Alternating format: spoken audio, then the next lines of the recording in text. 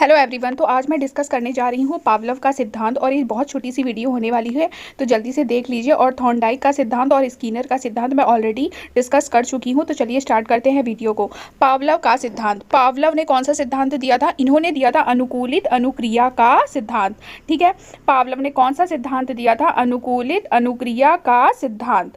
और अब पावलव के बारे में जानते हैं। पावलव कौन थे? पावलव रूसी वैज्ञानिक थे और इन्हें 1904 में नोबेल पुरस्कार मिला था।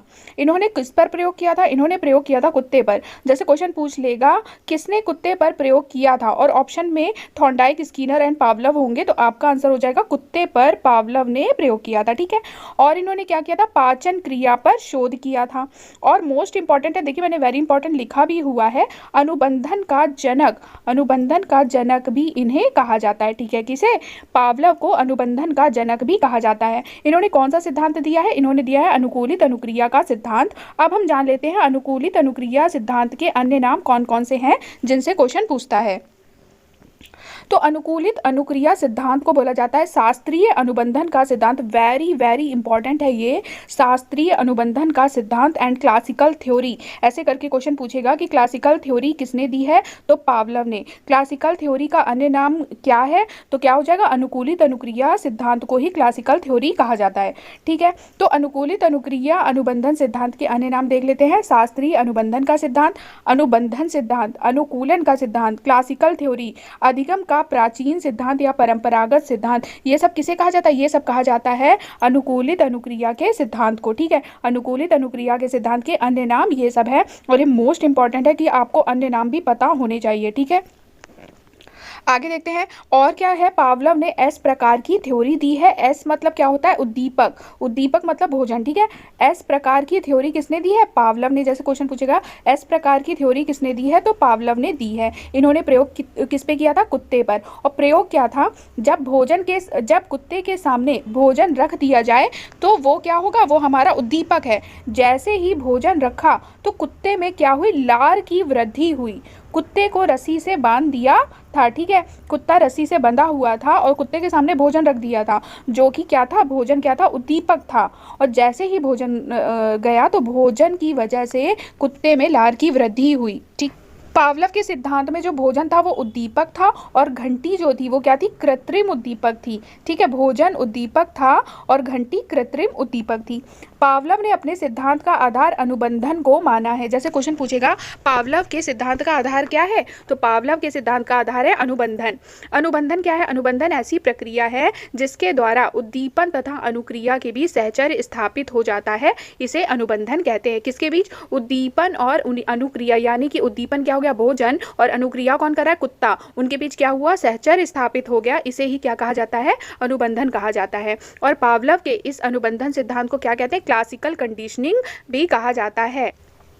पावलव के सिद्धांत में यूसीएस क्या है? भोजन है। यूसीएस भोजन है एंड यूसीआर क्या है? लार है। जैसे क्वेश्चन पूछेगा पावलव के सिद्धांत में यूसीएस क्या है, तो वो हो जाएगा भोजन, और एंड यूसीआर क्या है, तो वो हो जाएगा लार।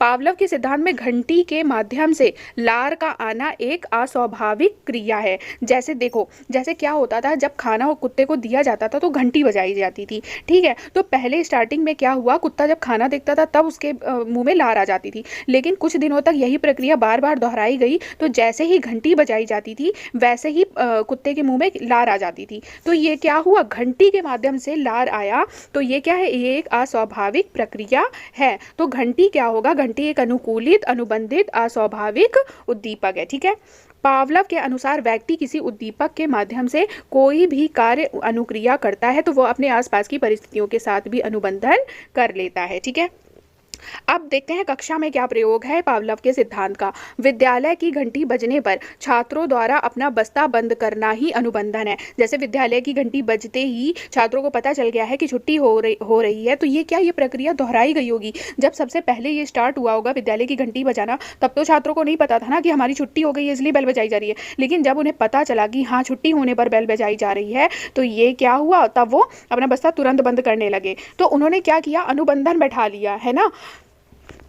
तो कक्ष में अध्यापक के आने पर छात्रों द्वारा अभिवादन करना। कक्ष में जैसे ही अध्यापक आ रहे हैं तो छात्र क्या खड़े हो जा रहे हैं, ये अस्वाभाविक है। मतलब कि जैसे ही अध्यापक आ रहा है छात्र खड़े हो जा रहे हैं, और जैसे ही घंटी बजाई जा रही है कुत्ते के मुंह में लार आ जा रही है। तो ये सब क्या है, अनुबंधन है। ठीक है, अलार्म लगाना अनुबंधन है। तटस्थ उद्दीपक, अब जैसे पूछ लेगा कि पावलव के सिद्धांत में तटस्थ उद्दीपक क्या है, तो क्या हो जाएगा, घंटी। ठीक है, तो आपसे यही पूछेगा।